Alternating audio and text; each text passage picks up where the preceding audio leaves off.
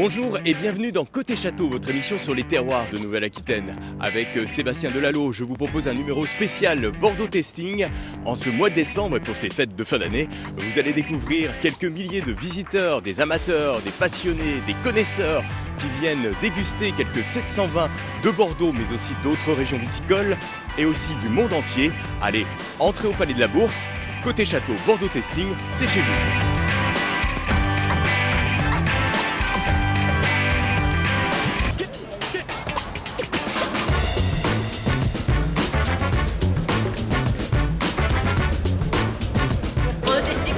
Occasion de découvrir beaucoup de vins. On valide, on adore. On y va.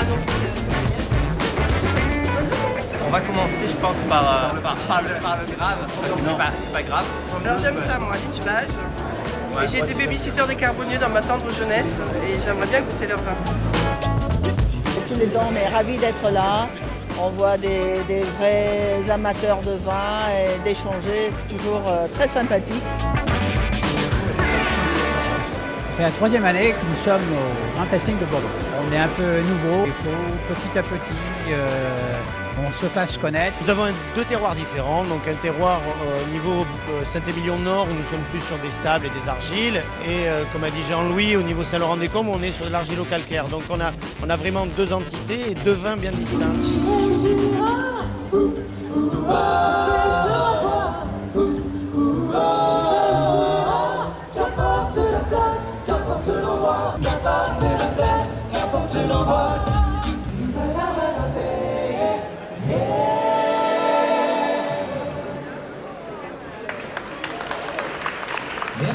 Ça fait plaisir de voir qui a fait ce vin et de voir à qui appartient ce domaine, ça change.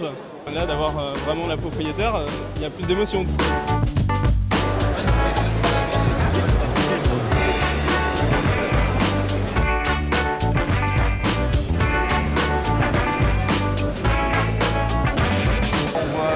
Château à l'intérieur, l'extérieur, l'exploitation, c'est vraiment plein de verdure, des potagers, ça sent même le jasmin, il y a des odeurs à l'intérieur. 2016, beaucoup plus sur l'équilibre. En fait, je viens depuis le début, ça permet de découvrir énormément de vins qu'on n'aurait pas les moyens de s'acheter, que ce soit sur du Saint-Émilion, que ce soit sur du Médoc, sur les Pauillac aussi. Nous, on est généralement dans nos vignes, dans nos chais, ça nous permet d'avoir vraiment l'avis du consommateur et de pouvoir présenter des vins avec des bons rapports qualité-prix, des vins de terroir, des vins de passionnés. C'est que rien qu'à la couleur, on sent que c'est un vin charmant, c'est un vin qui parle de lui-même. Voilà, au bout d'un moment, il a du sens, il n'a pas de synonyme, il est unique.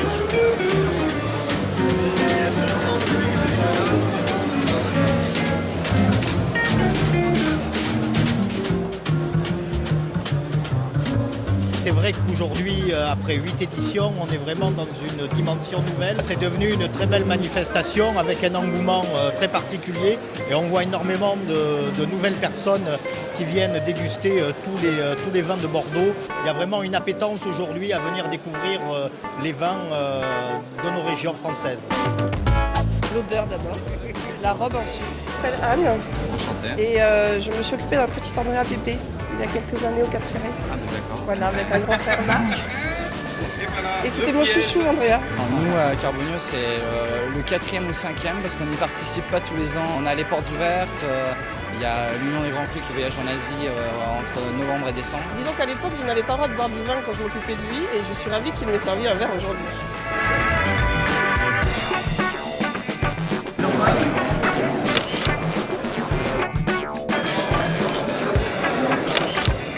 On se retrouve avec Jean-Pierre Mélier. Bonjour Jean-Pierre. Bonjour. Vous êtes l'un des heureux copropriétaires de Château Raymond Lafon à Sauternes, mais aussi un pilier de Bordeaux Tasting depuis 8 ans. Comment expliquez-vous cette régularité ?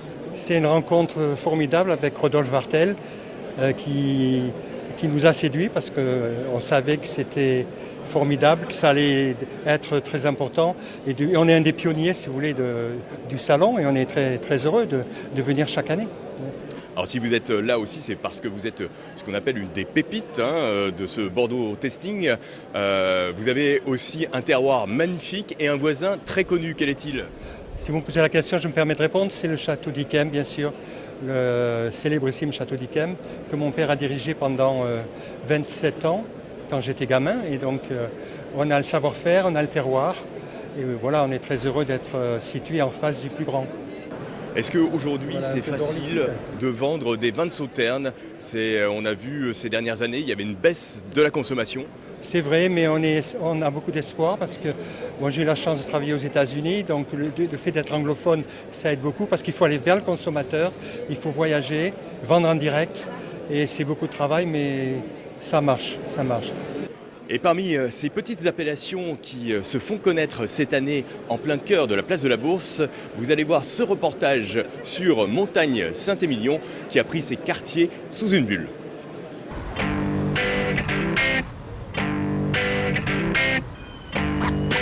Alors comment ça se passe ? Il n'y a pas trop d'eau ? Un petit peu aussi. Beaucoup de vin aussi. L'espace est quand même restreint et puis c'est plus agréable si on peut déguster en petit comité. Du château de Grandchamp 2015, Montagne Saint-Émilion.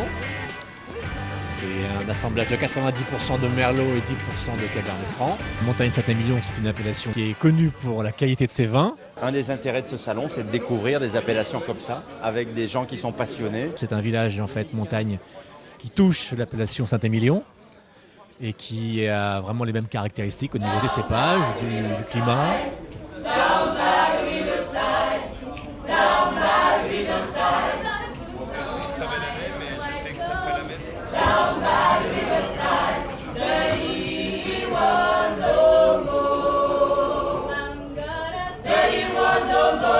C'est bien, c'est qu'on peut vraiment comparer différents vins et différentes années. Voilà, ça nous interpelle.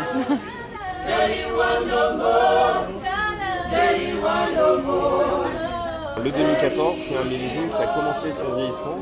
Et donc là, vous avez des vins qui sont moins sur les fruits et qui sont plus sur des notes épicées et boisées. C'est très agréable d'avoir les explications du professionnel et de voir le potentiel de vieillissement de ce vin. Que vous soyez amateur, professionnel, je pense que tout le monde peut s'y retrouver. Vous goûtez plein de choses, vous pouvez rencontrer les producteurs, les consommateurs finaux. Et oui, c'est un cadre somptueux. Montagne Saint-Émilion, on est vraiment la petite sœur de Saint-Émilion, avec des viticulteurs qui essayent de faire des vins aujourd'hui qui sont dans l'air du temps, de dépoussiérer un petit peu tout ça, des vins qui vont être un petit peu plus abordables. On essaye vraiment de faire des vins beaucoup plus faciles à déguster que l'image qu'on pouvait avoir des Bordeaux. Alléluia. C'est ça. À Bordeaux Tasting, les amateurs et connaisseurs de vin ont la chance de rencontrer chaque année Bernard Maneret. Bonjour Bernard. Alors dites-nous, c'est une chance d'être présent pour vous, toujours, vous avez cet engouement de la jeunesse. Non, mais ce qui m'intéresse en venant ici, c'est d'être en contact avec des gens qui viennent déguster et connaître leur avis sur le vin. Connaître comment, quelquefois, s'ils veulent bien en parler, comment ils le consomment, avec quoi ils le consomment, quels sont les mets qu'ils choisissent pour tel et tel vin chez eux. Bien entendu, il y a 36, 80, 100 réponses. Et c'est une information qui est fondamentale pour quelqu'un qui a quelques vignobles et qui produit du vin. C'est une nécessité pour moi. Alors aujourd'hui, vous êtes toujours à la tête d'un empire. Combien de châteaux, combien de domaines ? 42 en France et dans le monde. J'ai des vignobles aujourd'hui dans 9 pays différents, là, et donc 10 avec la France. Voilà. Alors aujourd'hui, Bordeaux connaît une sorte de crise. C'est difficile de commercialiser les vins de Bordeaux. Quelle est votre opinion là-dessus ? C'est difficile parce qu'il est né un milieu concurrentiel important, qui est fait des vins étrangers, où il y a des entreprises très dynamiques qui produisent des vins de qualité, à des prix d'ailleurs aussi élevés qu'à Bordeaux, les grands crus classés de Bordeaux. À mon avis, il y a une deuxième concurrence, c'est les vins du Languedoc, les vins des Côtes-du-Rhône du Sud. On a la chance d'être, puisqu'on a 9 vignobles là-bas, dans cette grande partie de la France, mais qui sont vraiment des concurrents de Bordeaux, qui font des qualités maintenant superbes, avec quelques metteurs en marché, quelques propriétaires ou quelques négociants qui sont très dynamiques. Et il y a un milieu concurrentiel qui est là et ça n'arrange pas, bien entendu, la possibilité de vendre du Bordeaux, toujours du Bordeaux, toujours du Bordeaux. Voilà. C'est pas pour autant la mort de Bordeaux encore. Non, c'est pas la mort de Bordeaux, mais l'avantage de ces concurrents-là, c'est qu'ils innovent sans arrêt, ils sortent des cuvées qui sont singulières et de qualité. Et comme les amateurs comme les consommateurs et autres de vin dans le monde aiment toujours l'innovation, que ce soit dans le vin ou autre, eh bien Bordeaux, où il y a dans chaque vignoble un premier vin, un deuxième vin et éventuellement un vin blanc, c'est pas tout à fait l'innovation pour le moment, mais je pense que ça va se redresser. Les propriétaires vont comprendre et les négociants aussi, qu'il faut commercialiser des vins nouveaux qui, bien entendu, donnent à Bordeaux une image innovatrice. Voilà. Et parmi ces châteaux mythiques, il y a aussi une masterclass qui était proposée avec Château Yquem et Pierre Lurton qui commentait cette masterclass. Regardez ce reportage. Je suis déjà venu ici plusieurs fois. Je suis toujours magnifiquement bien reçu, c'est magnifiquement bien organisé. Et Yquem, il trouve parfaitement son écrin et on y trouve des gens passionnés qui vous posent des tas de questions en se disant mais pourquoi ces vins-là finalement on les boit pas plus. Comme je dis souvent, je suis la tête dans les étoiles pendant la journée et le soir je redescends sur terre en entre-deux-mers. En fait, double life, parce que d'un côté je lutte un peu contre le botrytis et de l'autre côté je m'en amuse beaucoup plus. Une façon de monter dans le classement, j'étais passé d'un cru classé B à un cru classé A. Et je termine sur un cru classé supérieur, seul 1855. Et effectivement, de goûter du Château Yquem, c'est pas tous les jours qu'on a la chance. Même si c'était pas une première pour moi, mais ça reste un moment rare.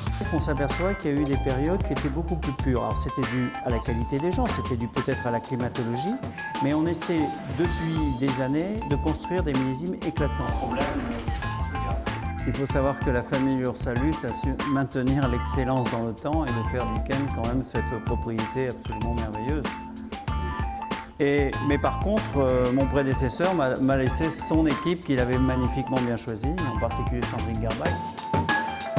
Je trouve que ce contact direct avec mon consommateur, avec aussi des ambassadeurs de nos grands vins, c'est quelque chose de merveilleux pour faire passer la passion. Et cette magnifique couleur, c'est couleur de l'or. À mon avis, l'avenir du Yquem, c'est de se montrer plus, pas de se démystifier, mais de s'ouvrir un peu plus au public. Boris, dites-nous, finalement, Pierre Lurton, c'est un grand homme du vin.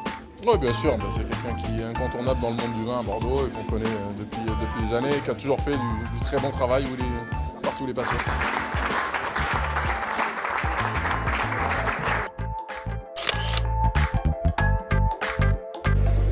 On se retrouve avec Rodolphe Wartel, le directeur de Terre de Vin. J'ai envie de dire aussi le magicien. Rodolphe, est-ce que vous saviez il y a 8 ans, quand vous avez lancé le premier Bordeaux Tasting, que ce serait un tel succès ? Merci beaucoup Jean-Pierre pour ce terme de magicien, mais la magie, ce n'est ni moi ni notre équipe qui l'opérons, ce sont les grands crus de Bordeaux. La magie, c'est vraiment Bordeaux. Et évidemment, on ne pouvait pas prédire ce succès, cette réussite de Bordeaux Tasting. Mais aujourd'hui, on la doit d'abord à ces grands crus, à ces châteaux, à ces domaines que l'on ne remercie jamais assez. C'est eux qui font le succès de Bordeaux. Et ça, je trouve que c'est très rassurant.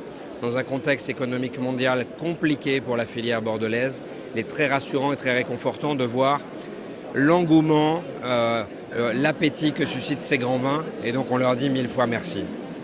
Alors, il y a tout de même aussi des ingrédients, puisqu'il y a des thématiques et finalement des espaces qui sont dédiés un petit peu partout autour de la place de la Bourse.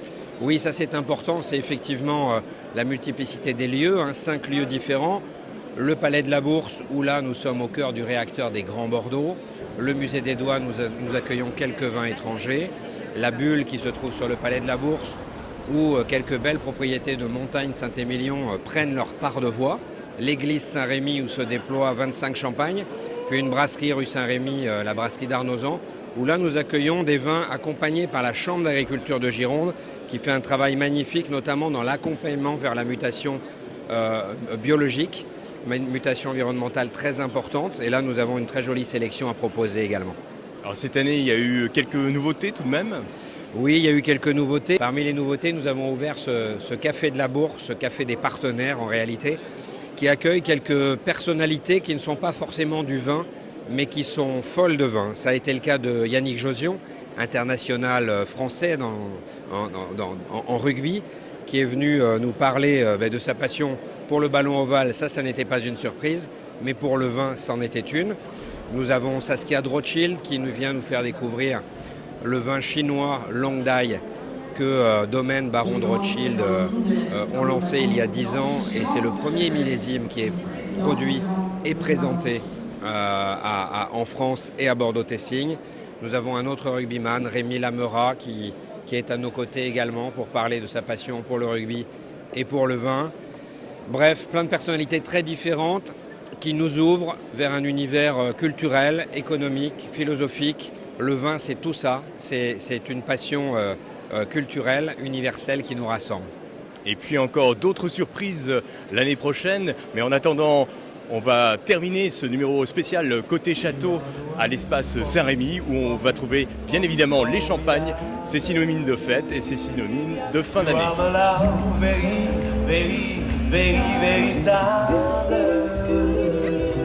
Je voudrais pouvoir un jour enfin te le dire, te l'écrire dans la... Pour cette séquence champagne à l'espace Saint-Rémy, on se retrouve avec Cyril Blecker, maître sommelier. Cyril, pour ces fêtes de fin d'année, il y avait véritablement de nombreux champagnes ici à découvrir. C'est la cuvée que mon père a fait. C'est la cuvée classique sur le fruit, facile, plaisir. Moi, ce que j'aime dans le champagne, c'est qu'on observe de nouvelles tendances. Il y a des petits vignerons qui vont faire des cuvées plus, on va dire, exclusives, notamment avec des 100% Pinot Meunier, avec des cuvées parcellaires. On observe aussi dans les taux de dosage de sucre des dosages beaucoup plus faibles qui permettent d'avoir des champagnes beaucoup plus digestes. L'avantage, c'est qu'ici, on a vraiment un panel de toutes les grandes maisons de champagne. Alors, ce sont des vignerons, des maisons de vignerons, hein, tous.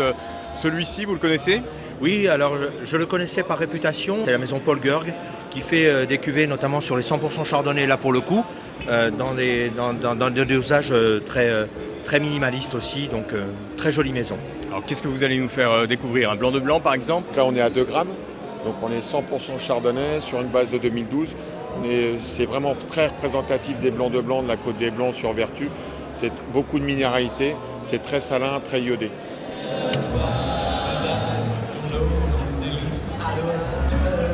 Alors qu'est-ce qui fait la grandeur de ces grands champagnes ?